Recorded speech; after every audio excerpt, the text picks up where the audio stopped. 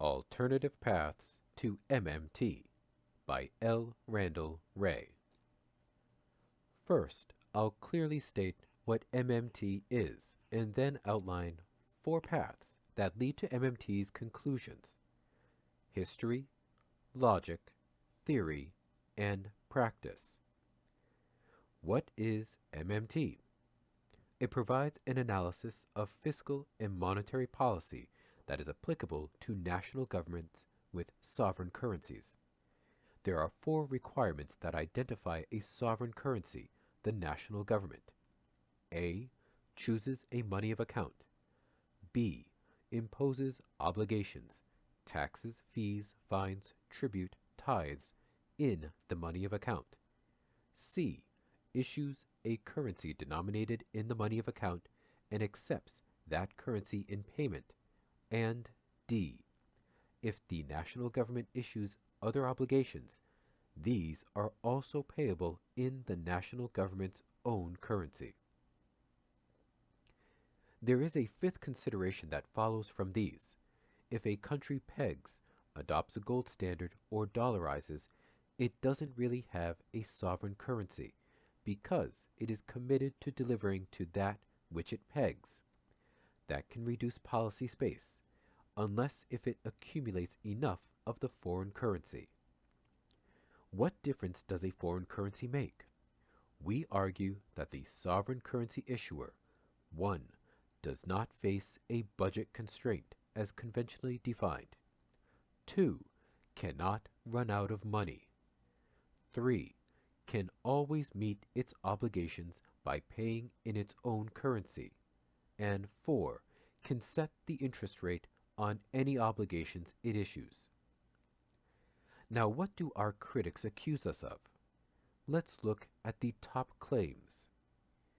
Because we say a sovereign government cannot run out of money, they claim we advocate that government spend without limit, as if the goal of MMT is to cause hyperinflation. Because we say a sovereign can always meet obligations as they come due, critics claim we say that deficits don't matter. Because we say that government spends by keystroking credits to bank reserves, critics claim we advocate forcing the Fed to print up money to pay for all government spending. What we actually say is that current procedures adopted by the Treasury, the central bank, and private banks allow government to spend up to the budget approved by Congress and signed by the President. No change of procedures is required. What we emphasize is that sovereign governments face resource constraints, not financial constraints. We've always argued that too much spending, whether by government or by the private sector, can cause inflation.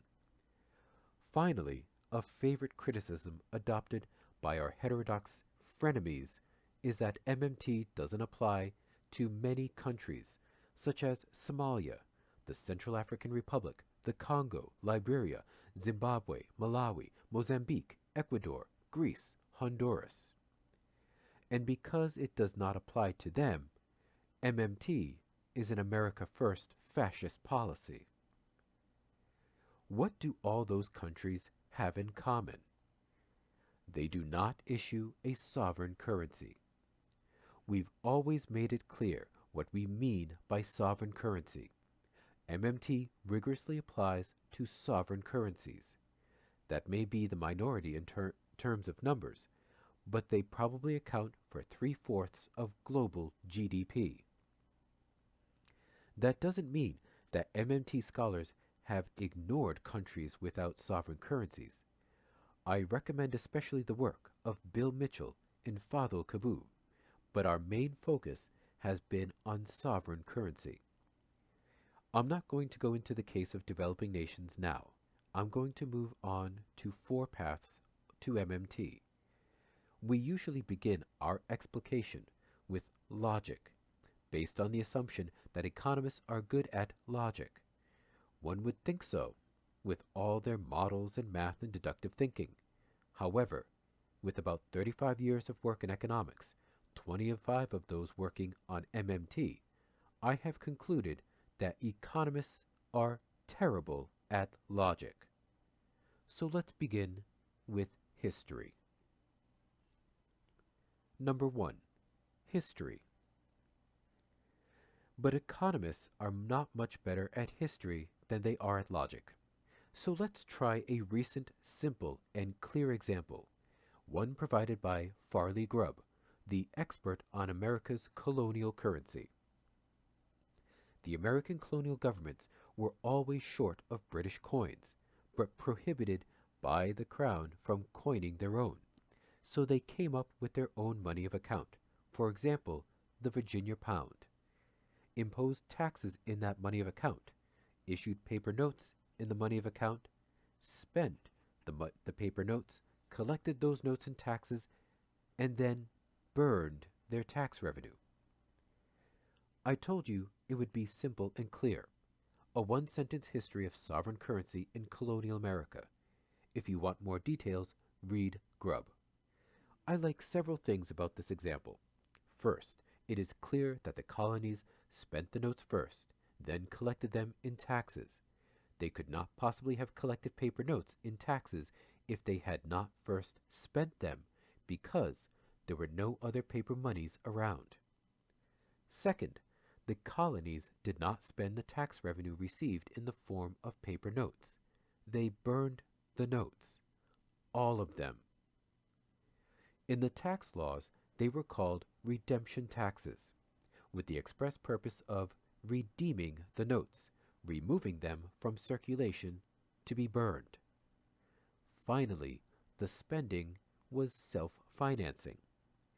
Our argument is that this is the way it has worked for the past 4,000 years, at least, as Keynes put it. That is the modern money period to which MMT applies. Number 2.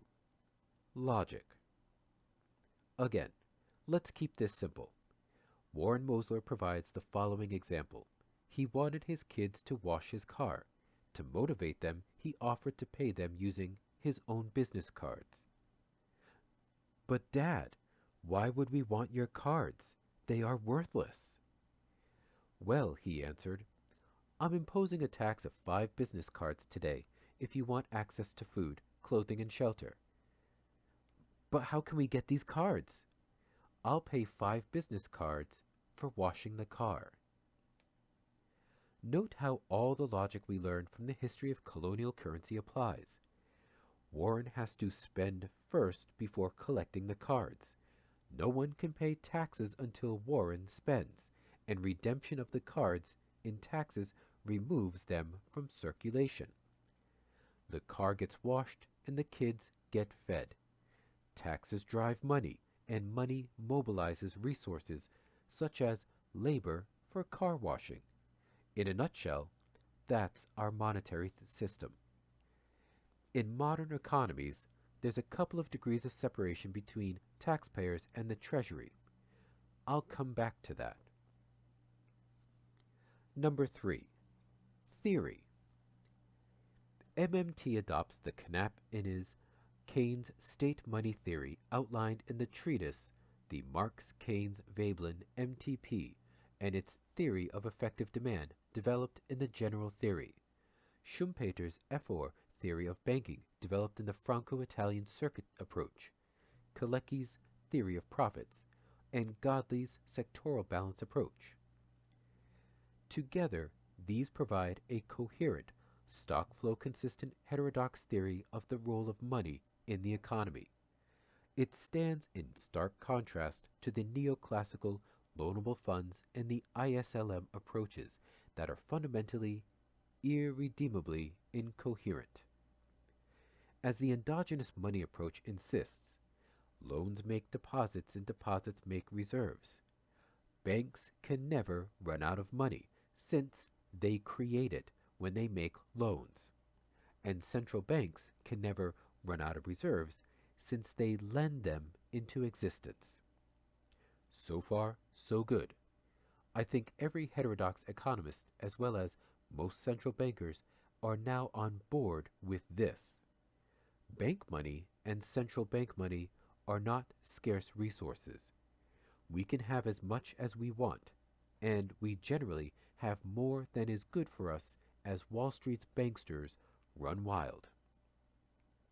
Paradoxically, most heterodox and orthodox economists believe that the sovereign government itself faces a critical money shortage. Bankers cannot run out. The sovereign government's central bank cannot run out. But government faces a strict budget constraint. Exceeding it leads to disaster, attacks by bond vigilantes, insolvency, bankruptcy, hyperinflation. The largest and most powerful economic entity the world has ever seen, the U.S. federal government, must get its fiscal house in order. It relies too much on lending by the Chinese. Any day now, the supply of dollars to Uncle Sam will be cut off. A run from the dollar will reduce its international purchasing power to peanuts. Our profligate government is leaving hundreds of trillions of dollars of debt to our grandkids. If I say that the heterodox approach insists that injections are causally prior to leakages, you all recognize that from fundamental Keynesian theory. And if I say that government spending is an injection and taxes are leakages, everyone understands. But when I say that government spending is logically prior to taxes, heterodox economists suddenly get all dazed and confused. If I say government has to spend first before taxes can get paid, I'm called crazy. Government spending cannot be financed out of taxes. It must precede taxes. It is one of the injections that creates income that can be used to finance leakages such as saving and taxes. So government spending cannot be financed out of savings either. Government spending must create the income that can be saved in the form of purchased government bonds. This is all just basic macroeconomics. While an individual can pay taxes or buy bonds out of her savings, this is not possible at the aggregate level. Our heterodox frenemies all flunk first-year macro theory. It is the U.S. government's deficit that is the normal injection that allows our domestic private sector to net save, and as well allows the rest of the world to net save dollars. Neither domestic saving nor foreign saving can be a source of finance for U.S. government spending. The U.S. government spends only dollars in the form of reserves issued by the Fed and credited to private bank accounts at the Fed. Tax receipts are almost solely received in the form of Fed reserves, debited from private bank accounts held at the Fed. To the extent that foreign central banks hold dollars, they came from the U.S. and are held in the form of reserve deposits at the Fed, U.S. Treasuries, or Fed notes. The U.S. government must supply dollars of reserves before it can receive them, just as banks must supply deposits before they can receive them in payment. Number 4. Practice. I'm going to be brief on institutional practice. This is something MMT has focused on since the very beginning. Before we documented how the government really spends, no academic economist had any idea. Now it drives our critics crazy, and they complain that every time they criticize MMT, we go so deeply into the accounting details that it blows their challenged minds. In the old days, governments just notched tally sticks, minted coins or printed paper money when they spent. They collected them in redemption taxes and burned or melted them. Today, all modern governments use central banks to make and receive all payments. That's one degree of separation. Central banks make and receive all payments through private banks. That's the second degree of separation. 2 degrees of separation is so complicated that critics throw up their hands in exasperation when we insist that nothing significant has changed. Oh, it is all just too complicated. Government spending is still financed by money creation, and taxes destroy money in the form of central bank reserves. Instead of wooden sticks, we use electronic keystrokes. Government cannot run out. The central bank will not say the central bank will not say no. From its perspective, it never violates the prohibition against lending to the Treasury. It simply ensures that the payment system functions smoothly. Furthermore, government never needs to borrow its own currency. Bond sales by a sovereign government are not really a borrowing operation. Rather, they offer a higher interest earning substitute for central bank reserves. This was Warren Mosler's key contribution, recognized before there was an MMT, and it made him rich because he concluded that credit ratings agencies had no idea what they were doing when they downgraded sovereign government debt. Government can make all payments as they come due. Bond vigilantes cannot force default. While their portfolio preferences could affect interest rates and exchange rates, the central bank's interest rate target is the most important determinant of interest rates on the entire structure of bond rates. Exchange rates are more complexly determined, but Keynes's interest rate parity theorem provides a guide. The Fed is a creature of Congress, and Congress can seize control of interest rates anytime it wants. In any event, bond vigilantes cannot hold the nation hostage. The central bank can always overrule them. In truth, the only bond vigilante we face is the Fed, and in recent years it has demonstrated a firm commitment to keep rates low. Finally, even if the Fed abandons low rates, the Treasury can afford to make all payments on debt as they come due, no matter how high the Fed pushes rates. Affordability is not the issue. The issue will be over the desirability of making big interest payments to bondholders. This is a particularly inefficient form of government spending. In the case of the U.S., half the bonds are held abroad and most of the rest are held by institutions. There isn't much bang for the buck that comes from spending on interest.